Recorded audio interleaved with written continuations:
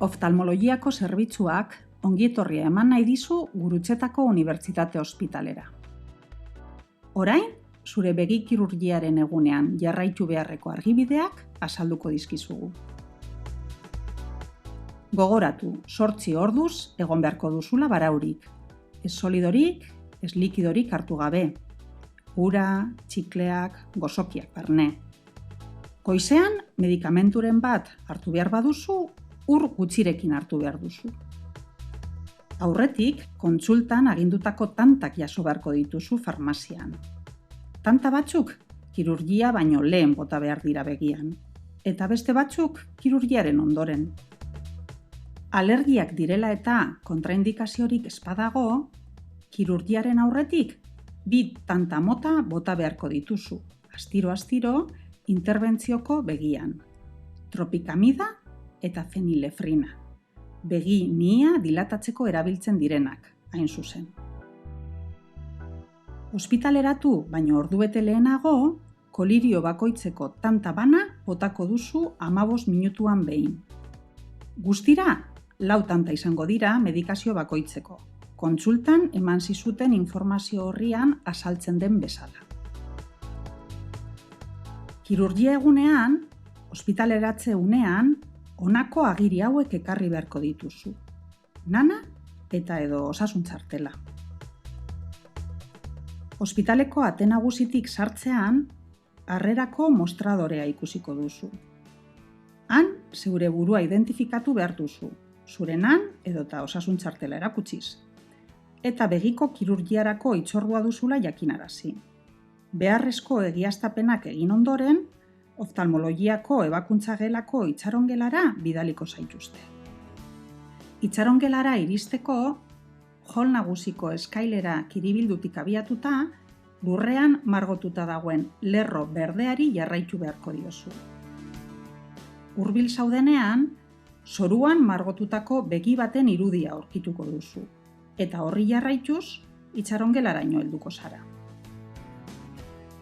Pazienteen harrerako unitateko langileek egokitzat jotzen dutenean, zure bila joango dira eta unitatera eramango zaituzte. Bertan, erizaintzako langileek hartuko zaituzte. Identifikatu ondoren, eskumuturreko identifikatzaile bat jarri eta box bat esleituko dizute zuretzat eta zure laguntzailearentzat. Box horretan, erizainek operatu beharreko begiaren lateralitatea berretziko dute. Haren dilatazioa egiaztatuko dute eta dagozkion konstanteak hartuko dituzte. Arteria tentsioa, glusemia. Kirurgiaren unean, zeladore batek pazienteen harrerako unitatera eramango zaitu eta ebakuntza gelara lagunduko dizu, oinez edo gurpil aulkian. Operazio gela unitate horretatik 10 metrora dago. Kirurgia gunean zauden bitartean, zure senidea edo laguntzailea itxarongelara itzuliko da. Kirurgia eremura iristean, erizainak zure zain egongo dira, eta gurpildun besaulki etzangarri batean eseriko zaituzte. Anestesiako langileek zure osasuna egiaztatzeko galderak egingo dizkizute, alergiak eta bar.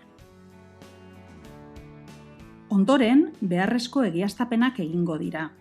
Hala nola, eskua hartu beharreko begia bekokian markatzea errotuladore berezi batekin, eta ebakuntza gelara sartzeko behar diren tantak apurka-apurka botatzea. Kirurgia eremuko langileek guztia behar bezala dagoela egiaztatzen dutenean, besaulki etzangarrian eserita aldameneko ebakuntza gelara eraman eta horizontalean jarriko zaituzte. Bena bide bat hartuko dizute besoan edo esku gainean, behar duzun medikazioa sartzeko.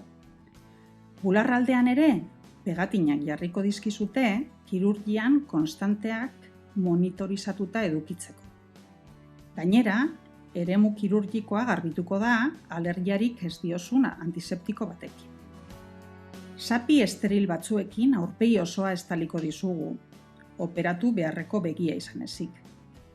Kirurgia egin bitartean, airea emango dizun gailu bat jarriko dugu sapien azpian. Interbentzioa hasi aurretik, tresna bat jarriko dizugu betasalak zabalik edukitzeko kirurgia egin bitartean.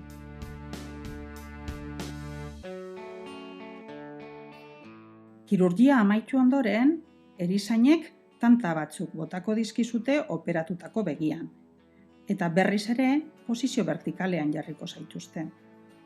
Jarraian, zeladore batek oftalmologiako pazienteak hartzeko unitatera eramango zaitu.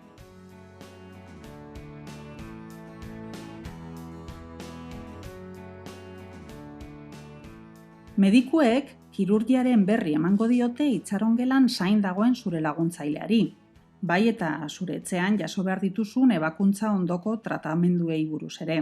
Aurretik, farmazian erosi beharko dituzunak.